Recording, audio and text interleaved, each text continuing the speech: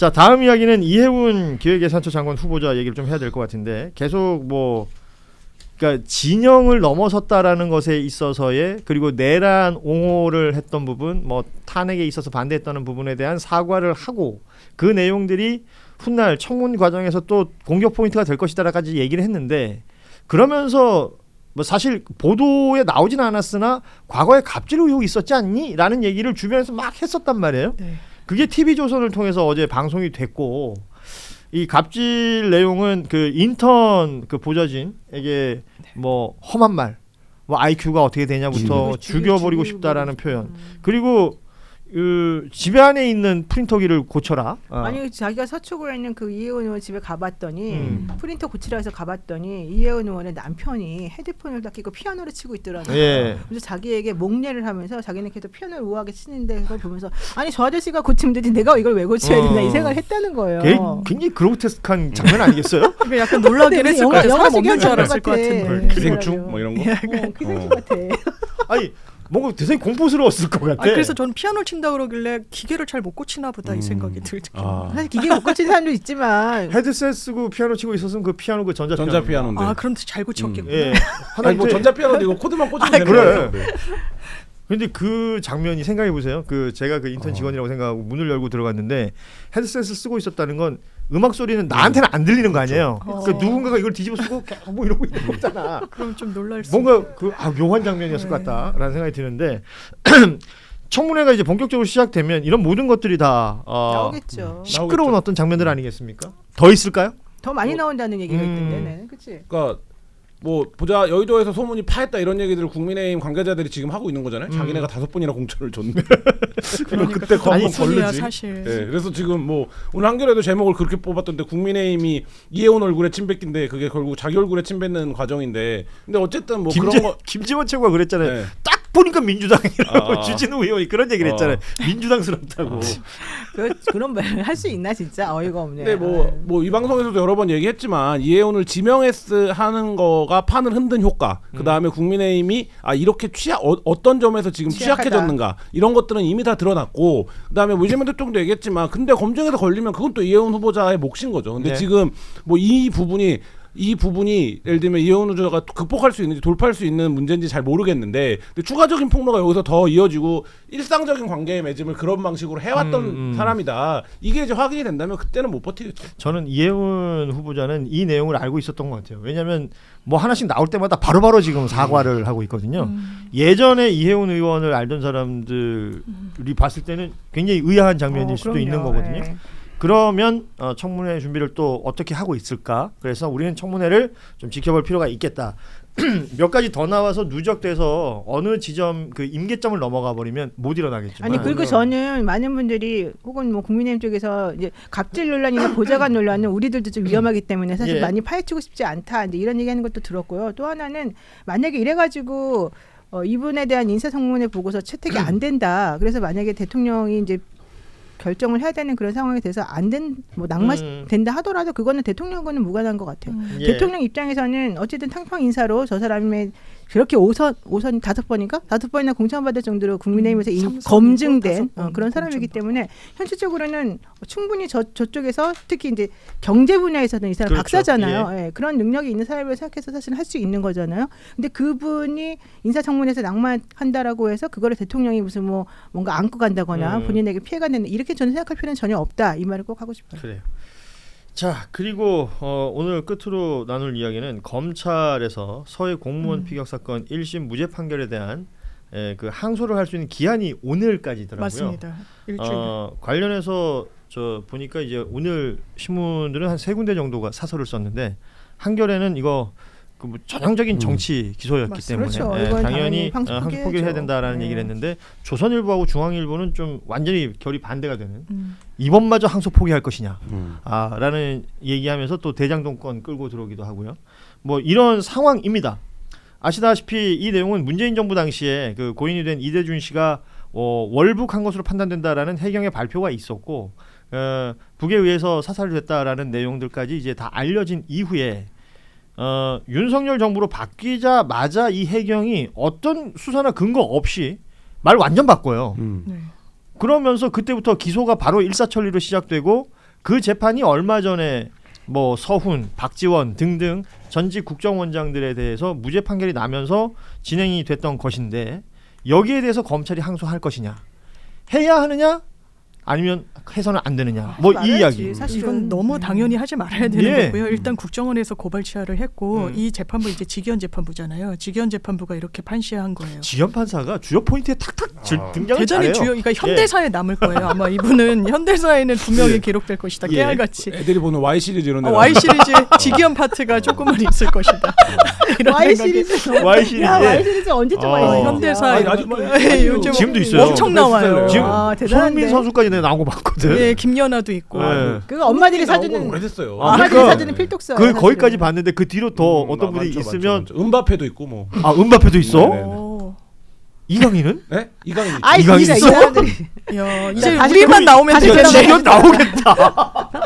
우리도 나올 수 있어요. 그 얼마나 희대 발언입니까? 그 날짜를 시간으로 계산한 게. 그건 진짜 이례적이죠. 되게 아니, 모순적인 사람으로 나오겠지 나오면. 국정원에서도 고발 취하를 했고 이게 항소를 할 때는 번복 가능성을 보는 거예요. 자기네들이 첩벌 다 지웠다라고 해가지고 봤는데 다 국정원 내부 서버에 남아 있는데 그걸 지금까지도 호도하면서 항소를 하는 게 용기라고 종용하는 그 국민의힘의 정치인들 진짜 이건 나쁜 정치다. 이건 윤석열 씨가 종용해가지고 국정원이 고발 주체가 됐던 건이에요. 그렇죠. 심지어 해경에서 다시 이제 그 검찰이 송치하고 검찰이 기소하는 일련의 과정에 무슨 수사가 있었던 게 아니라 윤석열과 회의했던 게 다였잖아요. 네. 그러니까 여기에서 어떤 정치적인 이유를 찾지 않을 수가 없는 것이고 오히려 반대로 그 혐의를 오히려 물어야 된다라는 게 이제 대통령이 맞아요. 지적했던 그렇죠. 하고 그렇죠. 사실 그 특검해야 돼요. 그 지난 정부 때 감사원하고 그 권익위원회에서 얼마나 이 정치적으로 사실은 그렇죠. 못 살게 심했죠. 굴었습니까? 예, 예. 그래가지고 쓰잘데기 없는 기소 많이 해가지고 사람들을 궁지에 물고 괴롭혔던 게 너무너무 많거든요. 그래서 이번 기회에 오히려 내가 뭐 사실 특검을 너무 많이 하는 걸 좋아하지는 않지만 그런 부분들에 대해 반성을 하고 좀 조용히 해야 되는가 그렇지 않고 지금 자꾸 딴소리를 하면서 이 분란을 자꾸 야기하는 건 매우 옳지 않다. 그러니까 정상적인 수사기관이라면, 그러니까 특검이라는 건 정상적인 수사기관이 작동을 제대로 못할 때 그럼요. 우리가 특검이 필요하다고 얘기할 수 있을 텐데 지금 이재명 정부의 경찰 혹은 공수처 또 다른 이제 뭐 지금 아직까지는 검찰이 있으니까 이 수사기관들이 관련해서 정상적인 수사를 할 수 있을까라는 생각을 또 하게 되는데 이게 뭐가 걸리냐면 늘 중간중간에 검찰이 끼어 있거든요. 그러니까. 검찰이 끼어 있으면 거기 가서 자꾸 이상해지는 걸 우리가 많이 봐왔기 때문에 생각해야 될 것들이 있는 것처럼 보입니다. 그리고 검찰이 지금 그래서 보안 사건 때문에 이번에 예. 자기네들이 보안 사건을 행사해가지고 경찰이 제대로 못한 수사를 우리가 얼마나 잘해냈는지를 17건인가를 다시 수사해가지고 발표를 했어요. 저는 그런 거 되게 정치적인 행보라고 생각을 하긴 하는데 이제 아무래도 검찰 입장에서는 우리가 보안 사건마저 뺏기고 아무것도 없이 살 수는 없다 이제 이런 그렇지. 생각이긴 하겠지만 그렇게 되지 않도록 사실은 잘했었어야 되고 그렇다고 한다면 이번에 법무부에서도 결자지 차원에서도 더 이상 항소하지 말고 좀 반성하는 모습 보이는 게 맞다고 저는 봅니다.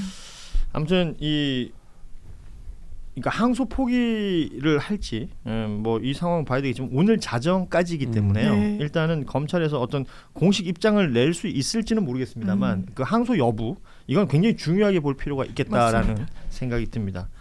그리고 시간이 좀 남아 있는 상황이기 때문에 쿠팡 얘기를 조금만 짧게 네. 했으면 좋겠어요.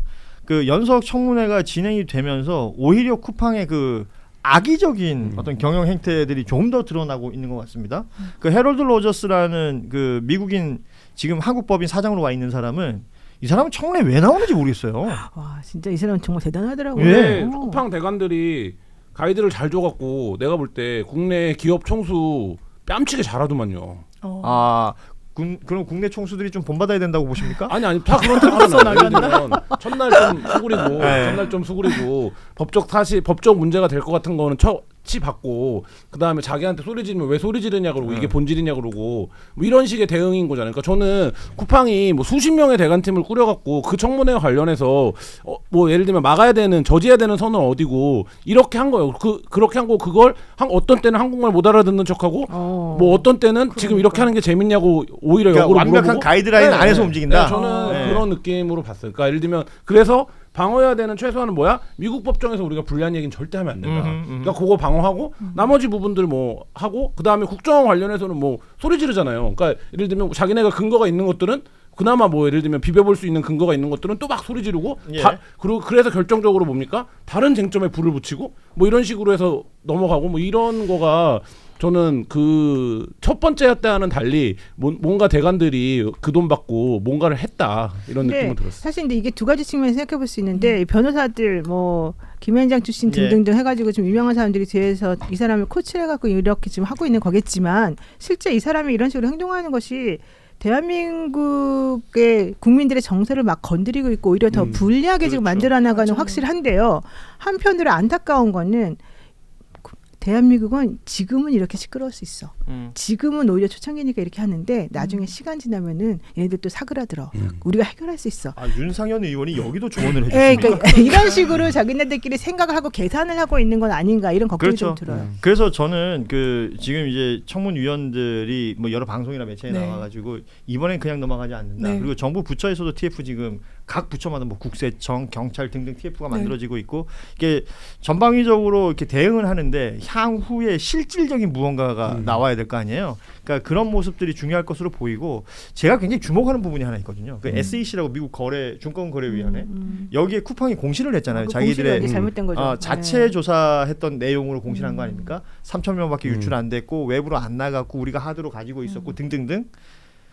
이게 거짓이라는 걸 미국 증권거래위원회가 알게 되면 이거는 거짓 공시는 굉장히 큰 데미지잖아요. 미국에서 엄청나죠. 이거를 우리 외교 당국이나 정부 단위가 좀 적극적으로 움직여서 미국에 이걸 정상화시킬 수 있는. 그러니까 물론 쿠팡도 대관을 하겠지만 이거 굉장히 중요할 것 같은데요. 저는 그 대목이랑 국내에서 취할 수 있는 조치들을 취할 수 있는 걸 다 취하려고 해봐야 된다고 봅니다. 예를 들면 그러니까 풀베팅한다. 예, 소송을 걸더라도 근데 왜 그러냐면 공정위도 나서야 되고 뭐 등등등 정부가 왜 그러냐면 이게 굉장히 지금 상징적인데 옛날에는 뭐 대기업이라서 국회 불려나와서 하루 망신당하고 하면 우리 뭐 영업하는데 아무 문제 없어 이랬는데 지금 그게 글로벌 플랫폼이라는 이유로 막히고 있는 거거든요.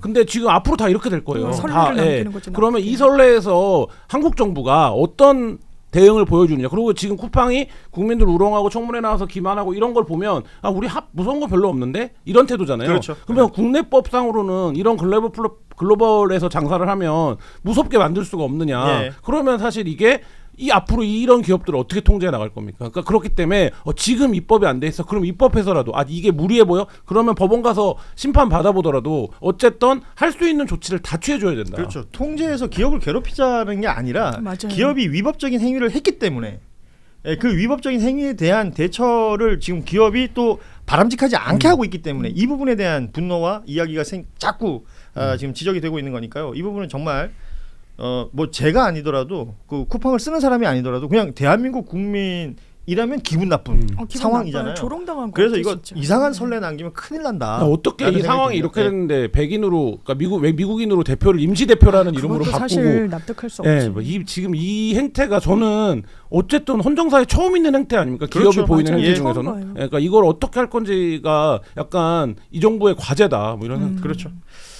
자 그리고 지금 나온 속보 보니까 정유미 그 검사 있잖아요. 서울중앙. 그 행정소송 예, 냈던. 행정소송했던 게 집행정지 신청했던 거 있지 않습니까? 네, 네. 기각됐네요. 예. 그러니까 무슨 예. 그 인사에 대해서 예, 아니, 요렇게. 법무부에서도 이미 서면 제출했었어요. 예. 검사장 전부 문제. 자 그리고 오늘은 저희가 2026년 첫 방송이었는데 슈퍼챗을 보내주신 분이 있습니다. 이러시면 또 이제 부담이 생기는데 김환 기자 팬이라는 분이 보내주셨고 그리고 저한테 그냥 주면 되는데. 그리고 계절을 노짱자매를 알려드리시- 응원한다면서 고맙습니다. 노변 이뻐요, 장변 이뻐요라는 메시지 남겨주시고 정말 감사합니다. 슈퍼챗을 보내주셨습니다. 감사합니다. 이름을 말해줘야 되는 거 아니에요? 그 어느 분이 보내주셨는지를? 이게 지나가 버려가지고 그렇구나. 예, 미안합니다. 제가 좀 네. 찾아서 꼭 전해드리도록 하겠습니다. 네, 예, 마음으로 여기 있네. 기억할게요. 커피 향기님이 김한 기자 팬이라고 해주셨고 야. 멧돼지 사형 1203님이 아이디의 품격이 다르다. 이쁜 노변 이쁜 장면 피향기와 멧돼지의 차이. 그리고 뭐 오늘 여기 화면에 4명이 잡혔을 텐데 제 이름만 거론이 안 됐네요. 여러모로 아쉬운. 나 지금 무서웠어. 게스트가 4명이었나 이래가지고 네. 비어있는데. 저 비밀자. 누가 있었나? 모르셨어요? 뭔가 좀 어머. 동수 몰라 동수. 아니 안 보여? 여기 머리 긴 사람 하나 있는데. 예. 그만해 무서워. 자 마칠 때가 됐네요 확실히. 자 오늘 금요일 함께했던 뉴스다이브 여기서 마무리하겠습니다. 우리 노희 변호사, 장미 변호사, 김한 기자도 함께 인사드리고요. 주말 잘 보내시고 저희는 월요일 오후 3시 30분에 다시 찾아뵙겠습니다. 고맙습니다. 네, 감사합니다.